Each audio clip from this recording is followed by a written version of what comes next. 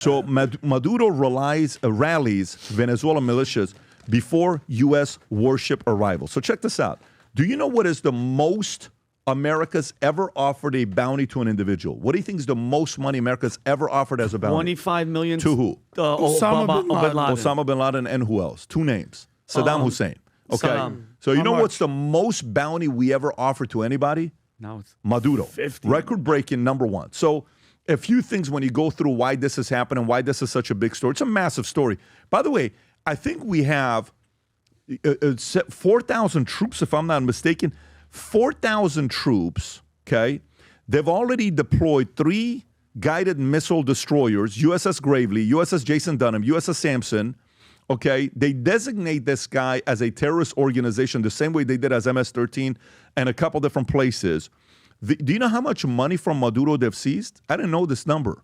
Do you know how much money they've seized from Maduro? No. $700 million of bank assets, money, accounts. We Yes, seized them. $700 million. Wow. Private jets completely seized it. And so the question becomes, why are they doing this? You know, Venezuela is responsible for 25% of the entire world cocaine. So whatever cocaine that's being used, out of 4 lines you do, one of them is from Venezuela. Just kind of look at it that way. Okay, what about Colombia? They got 25% of it. So Adam, they're is that competing. It used accurate? to be Colombia. Adam, is that accurate? I don't know, Tom. Do your little Yeah. bubbler noise, and we'll figure it out. So- No, you snort cocaine. You don't bubble through bong. While they're doing this, Tom, explain that again. Trump administration allowing Chevron to resume their U.S.-only oil operations in Venezuela. All of this stuff is going on, right, with Venezuela. All this stuff that they're doing.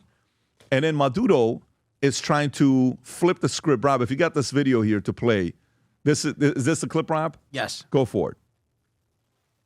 This week, I'm going to activate a special plan to ensure coverage with more than 4,500,000 militia members, Amelia, across the entire national territory. Militias prepared, activated, and armed, rifles and missiles for the rural force to defend the territory, the sovereignty, and the peace of Venezuela. By the way, for the people that don't know, that's not really his voice. I don't know why that man, the translator, was screaming the way he was, but shout out to him. He was actually trying to get the energy as well as Maduro was. He's calling on Venezuelans to enlist in the national militias ahead of the potential arrival of the U.S. warships in the Caribbean. Wood State TV on Friday, urging men and women to sign up at Army bases and public squares. A presenter declaring, when your country calls, it's as if your mother was calling. Maduro stated a day earlier, we call to arms all militia members to tell imperialists, enough of your threats. Venezuela rejects you. The U.S. plans to send the things that we talked about. Maduro has claimed the militias have 4.5 million people, though outside estimates put Venezuelans' total forces at 100,000 to 400,000 as the ranks have been hollowed out by the desertions amid the oil-rich country's economic collapse. The U.S. government, which does not recognize Maduro's last 2 elections victories, recently doubled down on the $50 million. And a lot of this is accusing him of leading the cartel Des Los Solos allegations Maduro is dismissed as rotten rerun, aiming at justifying foreign intervention. So, Tom, what are your thoughts about what's going to end up happening here? Well, let's play fun with math with Mr. Maduro. It says, it's very, very simple. How many people did he say is his militia? 4.5 million? 4.5 million. 4.5 million. Okay. The World Bank seems to think his population is 28.2. Independent estimates indicate it's 26.7 to 28. And there's one estimate at 29. Let's just go in the middle at 28 million people. 4.5 million people would be almost 18% of the total population is in a militia ready to help their dictator that has destroyed their currency, shut off electricity and water, imprisoned people, chase the highly educated out of it. See also Cuba, 1965. Castro did the same thing. And now has a bounty on his head. You're telling me that? And so this is why the military estimates are he only has about 100,000 and they're really poorly armed. When the shit starts to hit the fan you only need one of those destroyers and we're sending 3. This is off the charts. Now then, there's a very important word that's in the middle of all this reporting, and that word is Chevron. That's tricky.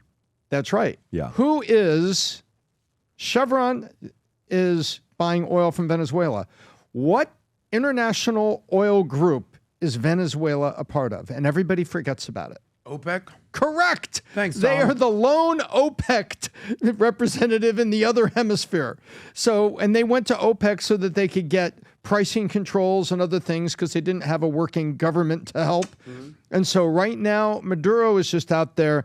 Man, this is literally a man without a country. There will be celebrating in the streets on one hand when this guy is taken. The other hand will be very upset that the U.S. came and did it. You know what I'm saying? Yeah. It says, it's like, I'm glad you fixed immigration, but I hate the videos I see of you taking people out of the fields. Living conditions is absolutely horrible in Venezuela. So, Pat, two things. If we want, I mean, we have a bounty. Let's be completely honest with each other. If we want this guy dead, he'd be dead like that.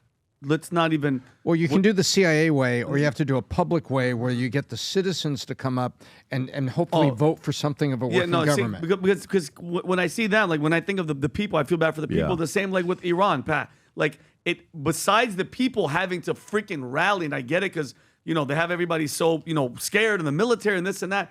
We have a bounty, but if we want him done, Tom, this guy could be done in a week. What's your point? I'm just saying, like, what are they waiting? What's the bounty going to do? Bring in awareness? Yeah. But what fills it in? 25% of the world's cocaine? Or the cocaine coming to North America? Yeah. What fills the gap? What did we learn about Saddam Hussein?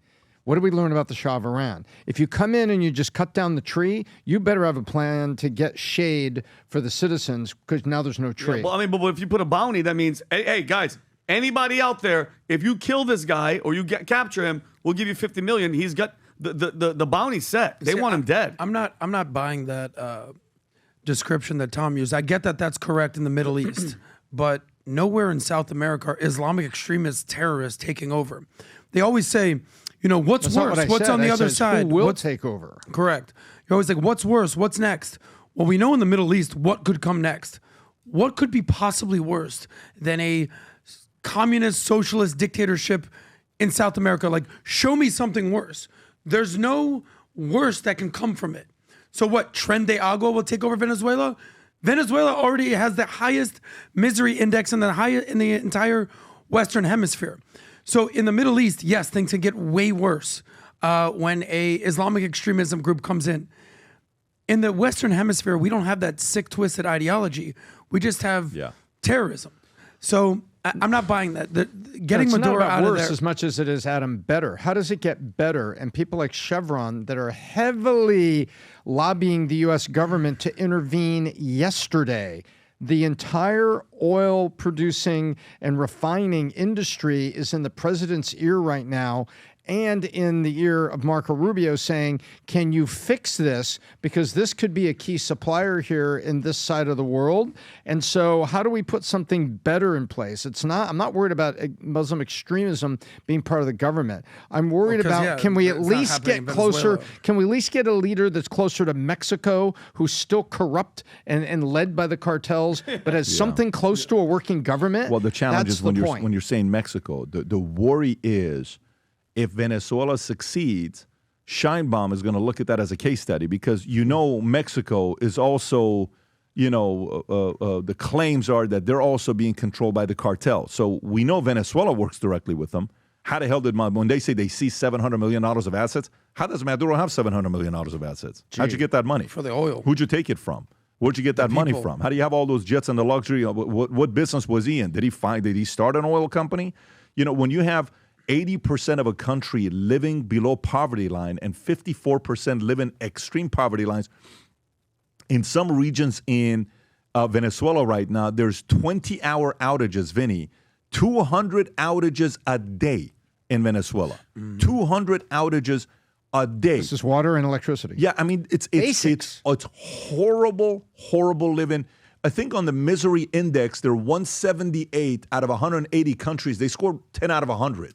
Is what their scores. 10 out of 100. There's only a couple countries worse. Yeah, there's only a couple Zimbabwe countries worse. Zimbabwe and Sudan. Yeah, it is you know what their inflation is? Here we're talking about inflation being what? What's the number we're trying to keep it below? 2%, 3%. Do you know what inflation is in Venezuela right now? 70+%. Wow. It was 500%. It's at 70+%. It is, and by the way, have you ever met Venezuelans? They're the best. They're the best. Oh, I love them. They're some of the best Mi gente. people in the world. Literally some of the best people in the world. Guinness Book of World Record, about 30 years ago, they were talking about the happiest people in the world. You know what they ranked as the happiest people in the world? Venezuela. Really? People from Venezuela were known as the happiest people in the world. We're talking decades ago, but things have changed. So bigger concern with this is if they allow them to continue, other Maduros in South and Central America are going to be like, oh, there is opportunity. America will allow somebody like me to be there. One, you got to get the oil to be circulating. The other one is you don't want another person to want to be like him. You don't want Mexico to be like him. So they're kind of playing offense, and it's going to be interesting to see what happens here in Venezuela. Adam. Well, this is just another case example of what communism and socialism will do to your country. I want to say that 40 years ago, you talk about 30 years ago, Venezuela, I think, was one of the richest countries in the entire Western Hemisphere. I mean, incredible economy, and now it's just basically an authoritarian gas station run by this dictator/thug. They say, show me your friends, I'll show you your future.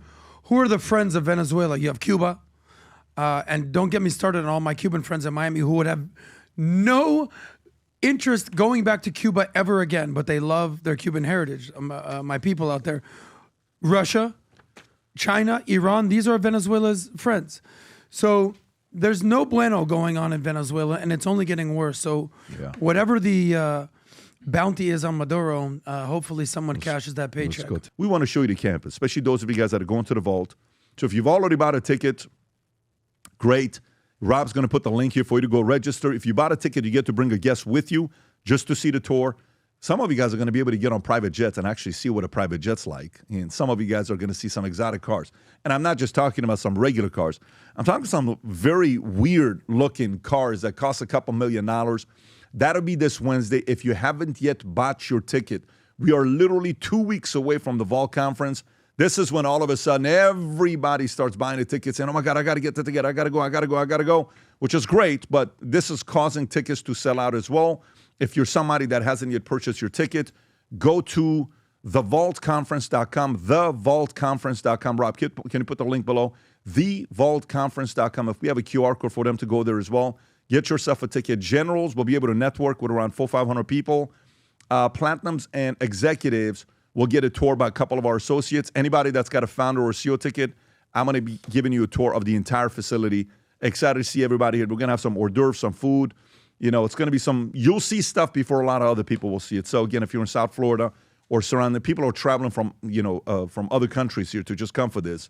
But if you haven't yet, go to thevaultconference.com, get your ticket, and go register with the link below. Add a guest. We'll see you here in 48 hours. If you enjoyed this video, you want to watch more videos like this, click here. And if you want to watch the entire podcast, click here.